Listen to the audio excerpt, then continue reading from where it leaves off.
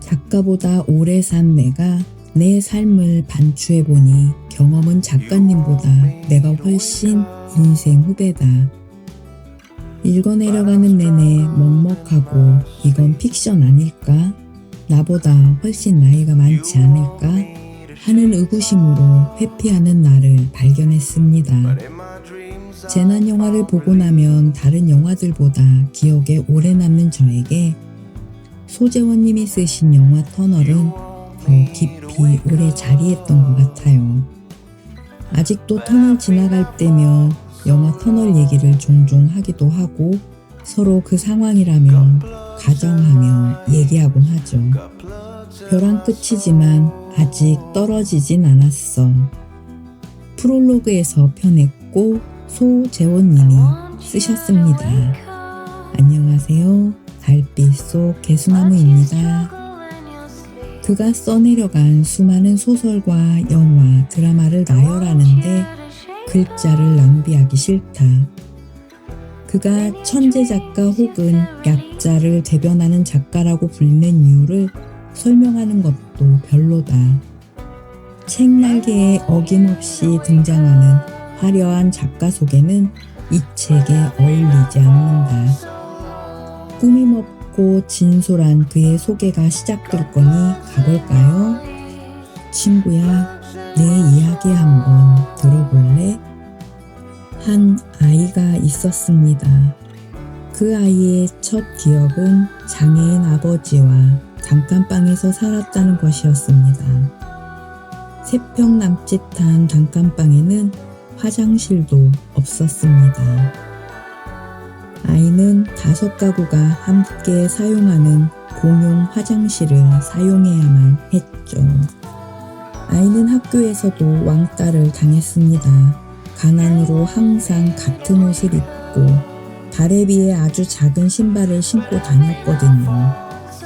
옷에선 냄새가 났고 발이 아파 친구들과 뛰어놀지 못한 아이는 자연스럽게 왕따가 됐어요. 아이는 스스로 책가방을 짊어질 수 있는 나이가 되자 아르바이트를 해야만 했습니다. 가난은 이른 새벽 신문 배달을 시작으로 늦은 저녁 전단지 아르바이트까지 강요했죠. 하지만 가게 주인들은 약속한 돈을 제대로 주지 않았어요. 11살이 된 아이가 가게 주인에게 약속대로 돈을 지급해달라고 말한 적이 있습니다. 슬프게도 아이는 가게 주인에게 두들겨 맞고 손가락을 10바늘이나 꿰매야 했어요. 물론 돈은 한 푼도 받지 못했답니다. 불행은 여기서 끝나지 않았습니다. 아이가 13살 때 엄마는 가난과 장애가 있는 아버지가 싫다며 도망쳤습니다.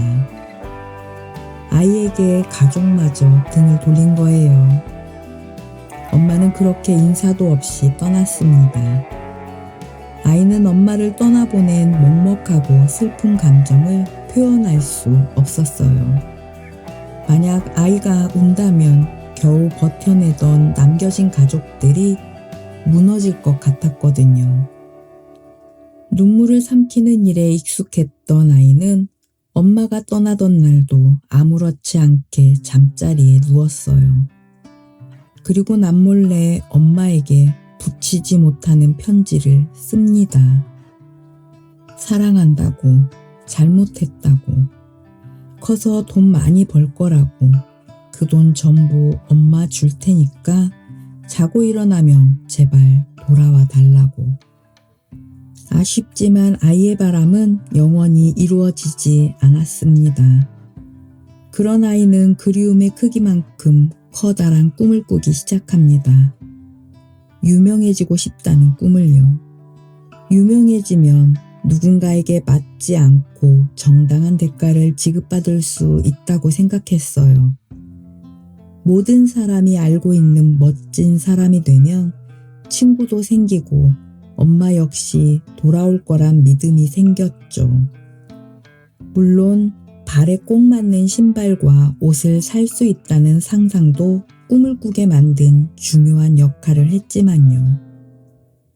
아이는 고민 끝에 작가가 되기로 결심했어요.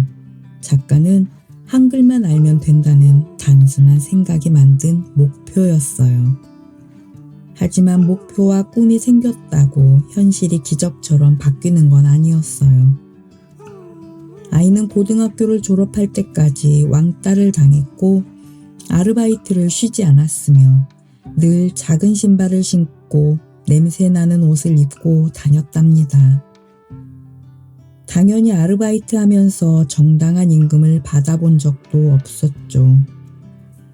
한번 맞아봤던 터라 절대 반항하지 않았거든요.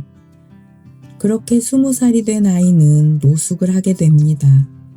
대학을 가지 못한 아이는 집을 나와 작가가 되기 위해 서울로 상경했는데요. 그때 수년을 모은 200만 원을 사기당해버렸어요. 채팅으로 알게 된 사람이 있었는데 서울에서 글쓰기 학원을 운영하는 현역 작가라며 접근했어요. 학원비만 내면 숙소를 제공해주고 1년만 배우면 작가 데뷔도 가능하다고 장담했죠. 아이는 한 달 동안 사기꾼과 채팅하면서 애타게 고등학교 졸업식을 기다렸어요. 어디든 떠날 수 있는 자유가 주어지기도 하지만 사기꾼에게 약속한 200만 원이 채워지는 날이었거든요.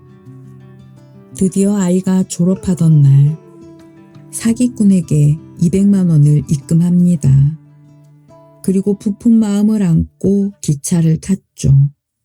서울에 도착하고 처음 1시간 정도 즐겁게 사기꾼을 기다렸어요.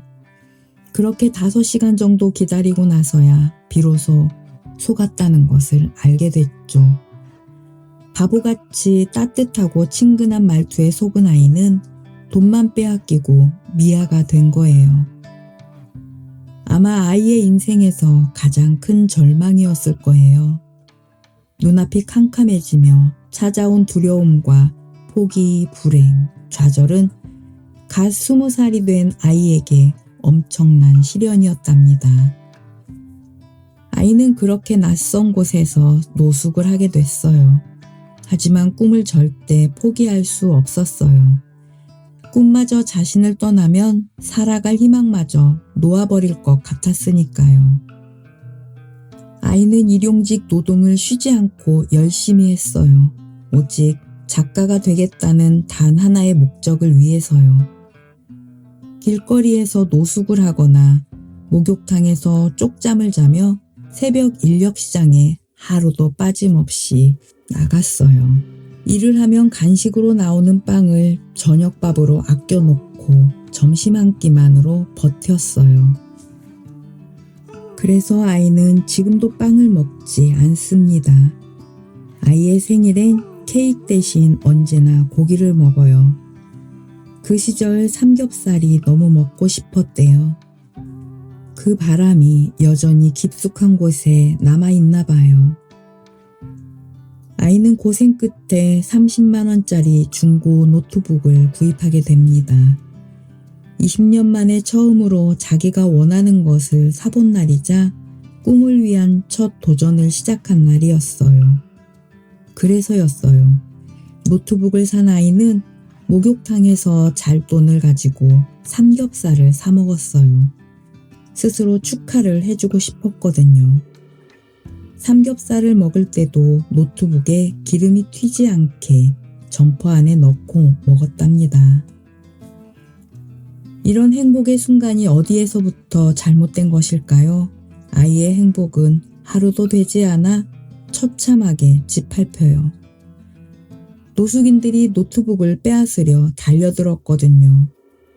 아이는 태어나서 처음으로 싸움이라는 걸 하게 됩니다. 20년 넘게 빼앗기고 얻어 터졌어도 두려움 때문에 덤비지 못했던 아이가 꿈을 지키기 위해 끝까지 달려들어 봅니다. 결국 의경으로 보이는 젊은 경찰들이 싸움을 만류했고 불리해진 노숙인들은 아이가 노트북을 훔친 것 같다며 도둑으로 몰기 시작했죠.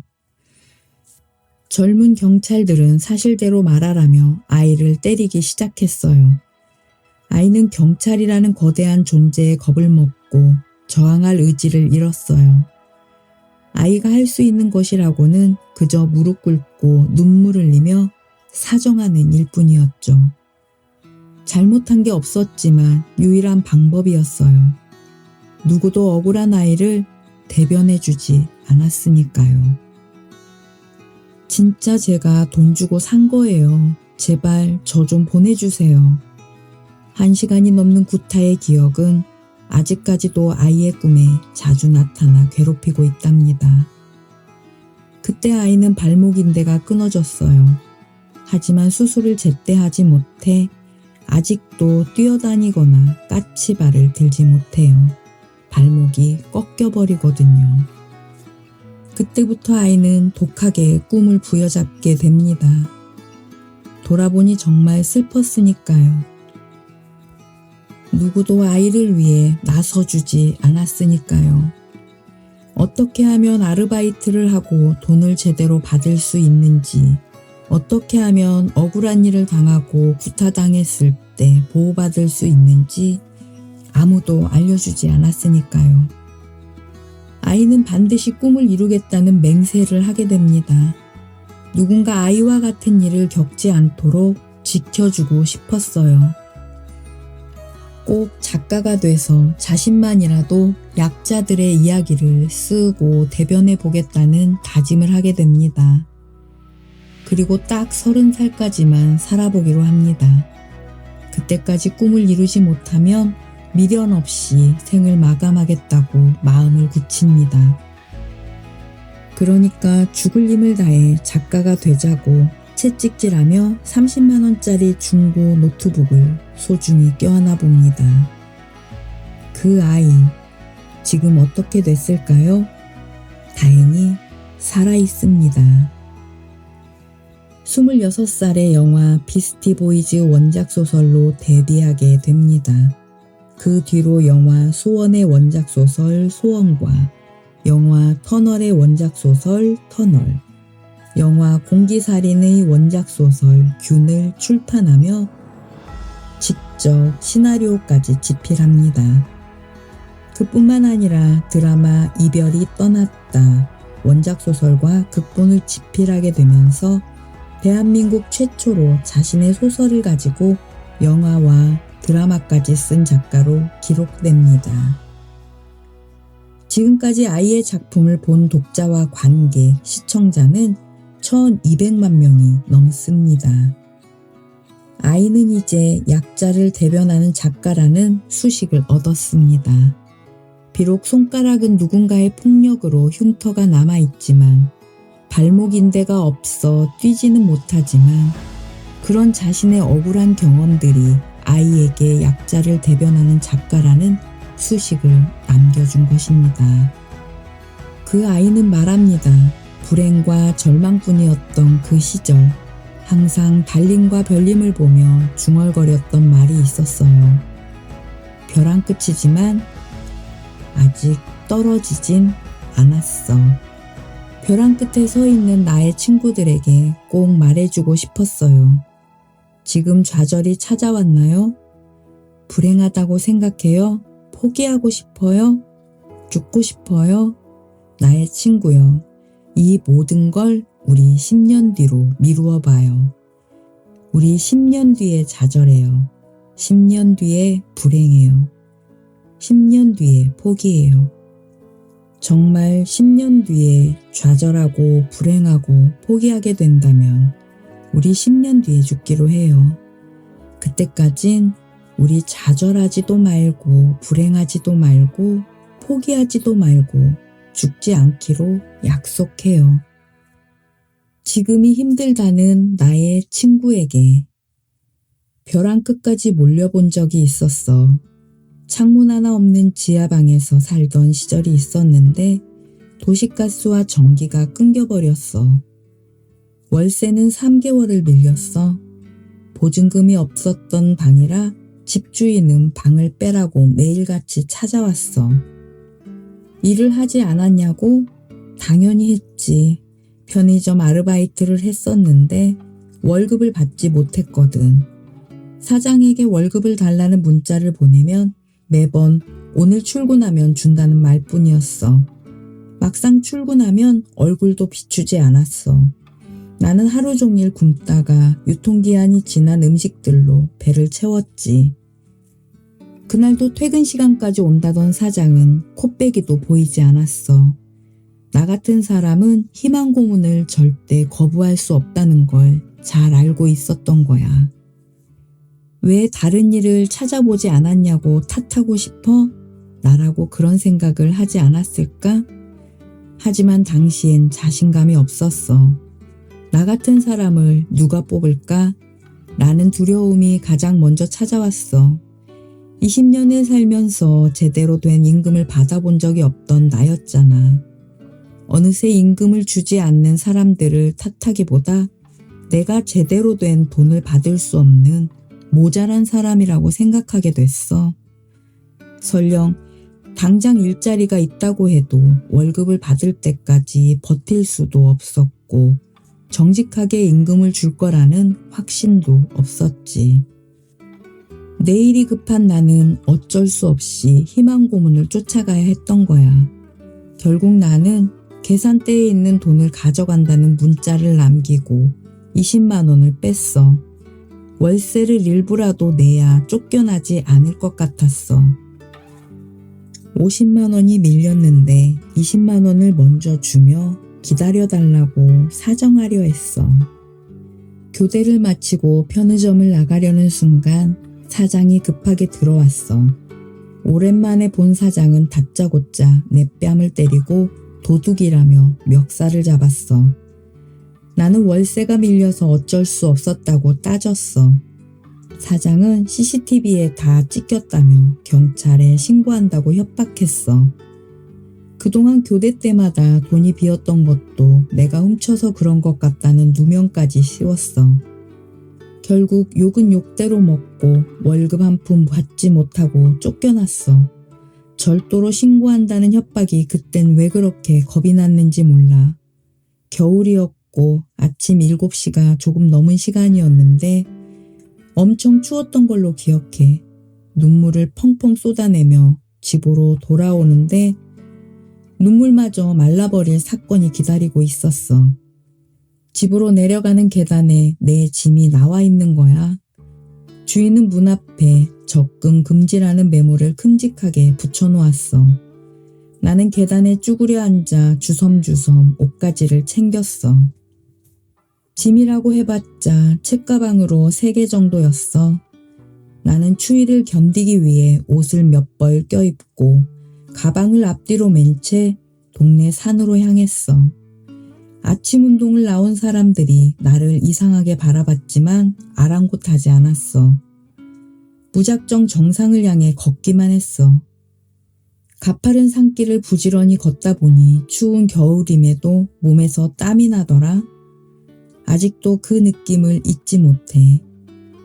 칼바람은 기분 좋은 시원함을 안겨줬어. 얼어서 잘 움직이지 않던 발가락에서는 뜨거운 열이 올라왔어. 손도 마찬가지였어. 날씨는 겨울인데 내 몸은 봄을 맞이한 것만 같았어. 정상에 다다를 때까지 추위는 나를 침범하지 못했어. 제일 높은 곳에서 내리쬐는 따뜻한 햇볕을 맞으며 세상을 내려다봤어. 억울하게 뺨을 맞고 집에서 쫓겨난 각박한 세상은 의외로 고요했어. 그렇게 한참 동안 세상을 내려다보니 내가 당한 일이 크게 아파오지 않더라. 그때 나도 모르게 중얼거렸어. 벼랑 끝이지만 아직 떨어지진 않았어. 벼랑 끝에서 아직까진 대롱대롱 매달려 있더라. 떨어지지 않으려 안간힘을 쓰고 있더라. 나는 그 뒤로 힘겨울 때마다 산에 올라 중얼거리는 버릇이 생겼어. 나에겐 가장 힘이 되는 습관 중 하나이기도 해. 넌 어때? 벼랑 끝까지 내몰려 본 적 있니? 가난, 왕따, 바람난 엄마, 장애인 아빠, 노숙, 폭력 중에서 몇 가지 불행을 마주해봤니? 네가 좌절하고 주저앉아 있는 공간이 혹시 따뜻한 방 아니니? 폭력에 길들여져 대인 기피증에 시달리고 있니? 몸이 불편한 아버지를 대신해 초등학교 때부터 쉬지 않고 돈을 벌어봤니? 엄마라는 존재를 13년이나 그리워하며 살아봤니? 적어도 나보다는 네가 나은 조건에 서 있어. 벼랑 끝으로 내몰렸던 나조차도 떨어지지 않았어. 나보다 뛰어나고 괜찮은 환경에서 살아가는 너에겐 더 많은 기회와 희망이 찾아올 거야. 나같이 불행뿐인 인생에도 기적은 찾아왔잖아? 우리 지금부터 모든 절망을 10년 뒤로 미루어 보자. 그럼 적어도 10년은 희망으로 살아갈 수 있어. 내 이야기를 믿지 말고 너의 10년 후를 신뢰하고 따라가 봐. 내게 기적이 찾아올 수 있었던 이유는 10년 뒤의 인생을 신뢰했기 때문이었으니까. 10년 뒤에 불행해지기로 했어. 10년 뒤에 절망하고 10년 뒤에 죽기로 결심했지. 그래도 10년 정도는 노력을 해봐야 불행과 절망과 죽음이 찾아와도 억울하지 않을 것 같았어. 세상에 미련을 두지 않으려면 10년은 죽어라 살아봐야 할 것 같았어. 분명 나는 겁도 많고 비굴했으며 평균 이하의 사람이었어. 반면에 너는 어때? 내 물음의 답은 뻔하잖아. 너 스스로 아주 잘 알고 있잖아. 너는 나보다 더 나은 사람이라는 걸. 너는 나보다 훨씬 괜찮은 사람이라는 걸. 그렇다면 미루어 보자. 널 괴롭히는 모든 것들을 10년 뒤로. 항상 널 응원하고 싶은 친구 재원이가. 실패가 많은 나의 친구에게. 오늘도 실패했겠지? 나도 그렇거든. 실패는 일상과 같이 늘 우리를 따라다니니까. 어렸을 때부터 그랬잖아. 우린 처음 경험하는 모든 것들에 실패했어. 나중에 익숙해지고 경험이 쌓이면서 할 줄 알게 된 것 뿐이지. 나도 모르게 이불에 오줌을 싸던 때가 있었지만 지금은 어때? 별거 아닌 일이자 절대 실수하지 않고 살아가잖아. 근데 그거 알아? 시간이 지난다 해도 어른이 되고 경험이 풍부한 노인이 된다 해도 실패는 조금도 줄어들지 않아. 단지 할 줄 아는 게 많아질 뿐이야. 친구야, 우린 실패가 없는 삶을 살아가려 해선 안 돼. 예전에는 어려웠고 실패했던 일들이 쉬워지긴 하겠지만 그만큼 새로운 난관은 우리를 쉴 새 없이 찾아와 실패와 실수를 만들 테니까.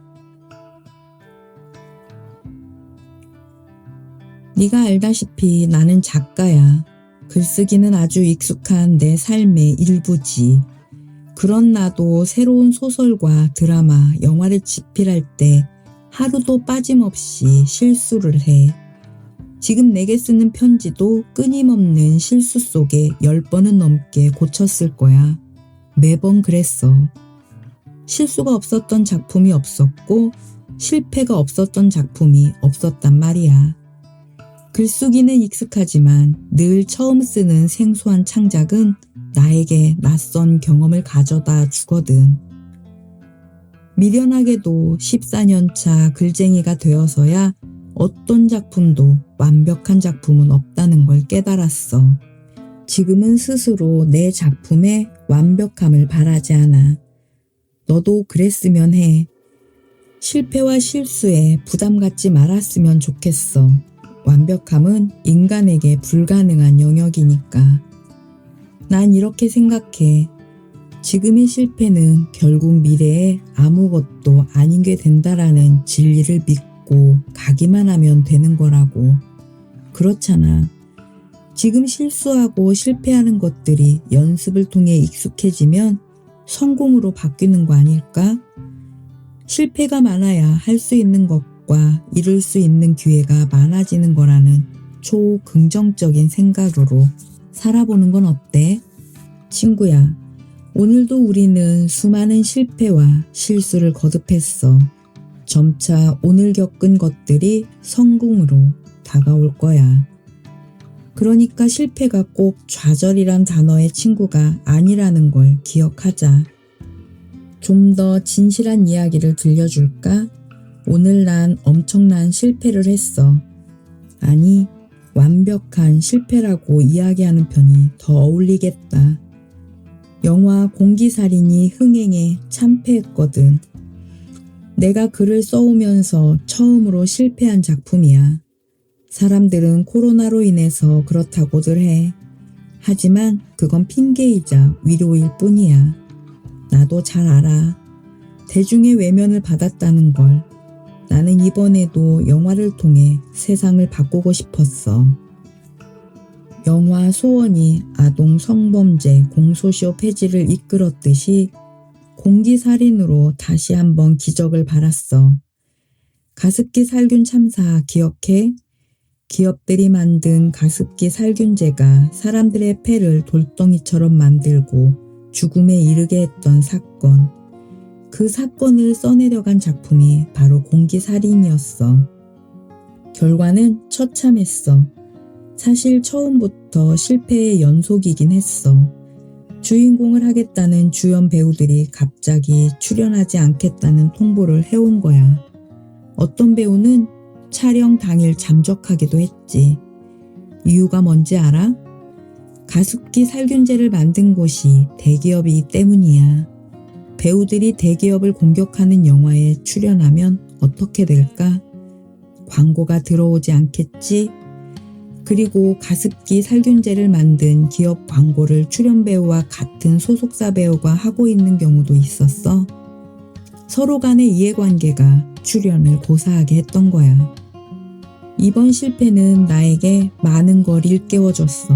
그리고 두 번 다시 실패하지 않는 방법을 깨닫게 해줬지. 다음 작품을 통해 나는 반드시 보여줄 거야. 너와 나의 거대한 힘이 대기업 자본보다 더 위대하다는 사실을 기필코 증명할 거야. 뭘 깨달았냐고? 다음 작품을 통해 보여줄게. 내가 이루고자 했던 기적을 어떻게 이뤄내는지. 그러니까 우리 실패 속에 무너지지 말자. 실패는 연습을 통해 완벽해질 수 있다는 걸 기억하자. 우리 약속할까? 실패에 멈춰 있지 말고 악으로 입술 한번 질끈 깨물고 죽어라 연습해 보기로. 실패가 익숙한 성공이 될 때까지. 실패가 많기에 너와 함께 웃을 수 있는 친구 재원이가. 주위의 반대를 받고 있는 나의 친구에게. 모든 사람은 응원과 지지를 받기보단 반대에 부딪히는 일이 더 많아. 나도 물론 그래.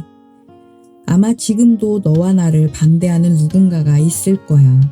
그걸 충고라는 고상한 단어로 포장하는 사람들도 있겠지.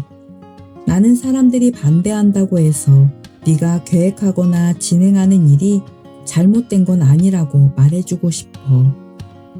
다수가 반대하게 되면 가끔 혼란스러울 때가 있거든. 내가 정말 잘못된 건가? 라는 의구심이 너의 계획과 일을 주저하거나 머뭇거리게 만들지. 무소의 뿔처럼 혼자 가라던지.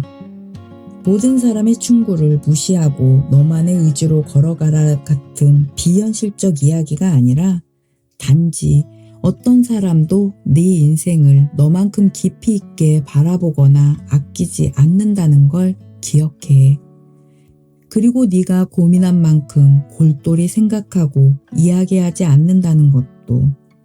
이딴 뻔한 이야기는 살아오면서 귀에 굳은 살이 박히도록 들어봤을 거야. 그래서 너에게 그저 그런 이야기를 하고 싶지 않아. 대신 날 반대했던 사람들을 무시해서 얻어진 결과들을 이야기해보려 해. 혹시 난 반대가 없는 삶을 살았을 것 같아? 아마 너보다 훨씬 많았을걸. 그리고 나를 반대하는 사람들은 어설펐던 예전이나 능숙해진 지금이나 전혀 줄어들지 않았어. 오히려 더 늘어났지. 친구야, 내 첫 작품이 영화 비스티 보이즈 원작 소설인 건 알고 있지? 2008년 출판을 했었는데 혹시 그 작품이 어떻게 출판됐는지 알고 있어? 아마도 우리나라에서 출판된 소설 중 가장 많은 출판사에서 거절당했을 거야. 내 기억으로는 200군데가 넘는 출판사에서 거절했었으니까. 처음에는 대형 출판사에 당당히 문을 두드렸어. 하지만 단 며칠 만에 보기 좋게 거절당했지. 눈높이를 낮춰서 출판 제의를 해보기도 하고 아주 작은 출판사까지 직접 찾아가 봤지만 어떤 곳도 출판 계약을 해주지 않았어. 유일하게 한 군데의 출판사에서 계약해줬는데 대부분 신인 작가에게 제시하는 평균 조건보다 턱없이 부족한 조건으로 계약해야 했어. 하지만 출판하자마자 영화로 만들어지며 어느 누구보다 화려하게 데뷔할 수 있었지. 아동 성범죄 공소시효 폐지에 앞장섰던 소원이라는 작품 기억해? 소원은 내 작품 중 가장 많은 비판을 받은 작품이야. 평론가들 사이에선 이런 작품은 누구도 극장에서 보지 않는다는 비평이 지배적이었지. 영화가 개봉했을 때 다른 작품은 극장에서 700개의 스크린을 내줬는데 소원은 겨우 300개의 스크린만을 확보할 수 있었어. 하지만 기적이 일어났어. 다른 작품들의 점유율이 떨어지면서 소원이 점차 많은 스크린을 확보하게 된 거야. 영화판에서 수십 년을 굴러먹었다며 소원은 50만 관객도 들지 않을 거라고 장담했던 사람들은 300만 관객을 넘기자 어느새 내 눈앞에 나타나지 않더라. 그럼 700만 명의 선택을 받은 터널은 어땠을까? 터널은 내가 20대 초반에 처음 썼던 소설이었어. 하지만 대한민국에 존재하는 모든 출판사에서 거절했던 작품이었지. 그렇다고 포기할 수 없었어. 영화 비스티 보이즈와 소설 아비가 과분한 사랑을 받자 다시 한번 출판에 도전했어. 하지만 이번에도 수많은 반대에 부딪혔어. 어떤 출판사 대표는 터널을 읽자마자 전화까지 걸어왔어. 그리고 현란한 비판을 쏟아냈지.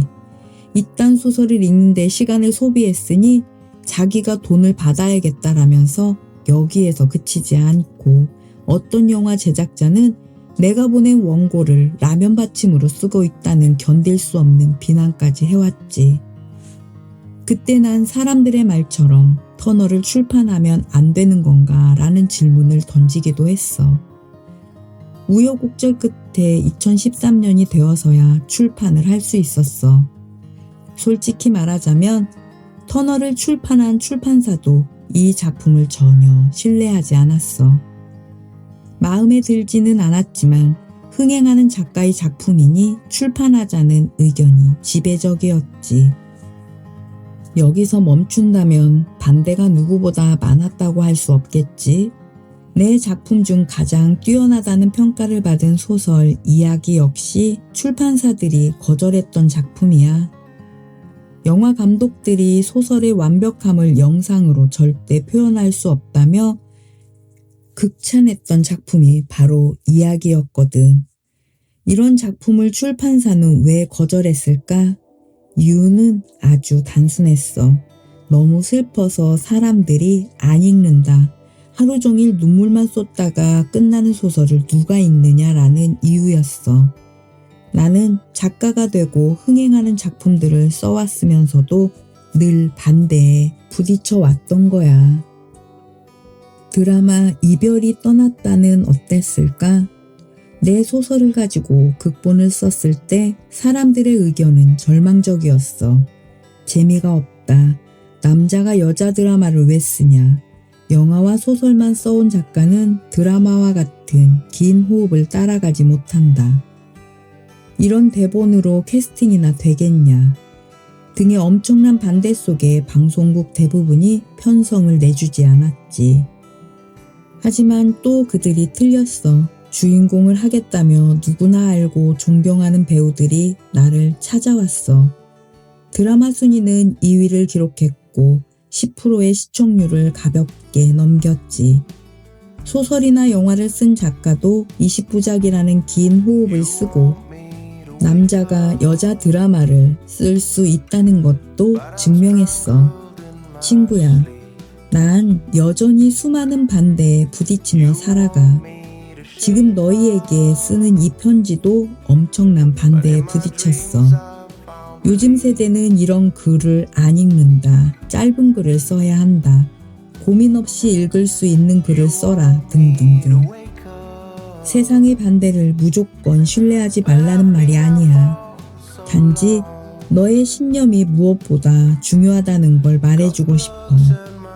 범죄가 아닌 이상 너의 신념이 나쁘거나 잘못된 건 아니거든. 타인의 충고 따위에 네가 정한 인생의 방향이 달라져서는 안 된다는 거야. 물론 나의 이런 이야기도 귀담아 들을 필요 없어. 그저 이런 삶을 살았던 사람도 있구나라는 생각 속에 네가 정한 신념과 철학, 목표에 도움이 된다면 충분하다고 생각해. 모든 인생은 반대에 부딪혀. 너를 칭찬하거나 네 길을 응원하는 사람은 드물어. 무조건 네가 추구하는 방향을 찬성하는 이는 더더욱 찾기 힘들지. 반대에 부딪혔을 때 방황하지 말라고 말해주고 싶어. 너는 틀리지 않았어. 다른 사람도 틀리지 않았고 우리 모두 틀리지 않았어. 그렇기에 네가 세운 목표와 꿈, 이상과 신념은 소중해. 난 언제나 널 존중할 거야. 처음과 같이 이제와 항상 영원히. 네가 가는 길에 걸음이 되고 싶은 친구 재원이가. 달님들 어떠셨나요? 말문이 막혀버리진 않으셨나요? 저는 감히 무언가를 언급한다는 게 쉽지 않을 만큼 경이롭고 작가님보다 좀 더 어른으로서 미안하고 부끄럽네요. 단지 소재원 작가님을 토닥토닥 한번 프리허그를 해드리고 싶은 마음입니다. 의심하고 월급 안 준 사장님들, 노트북 훔쳤다고 때린 그때의 의경님들, 작가님께 꼭 사과하시길 바래요. 그리고 책도 구매해서 읽어보시고요. 달님들 사랑합니다.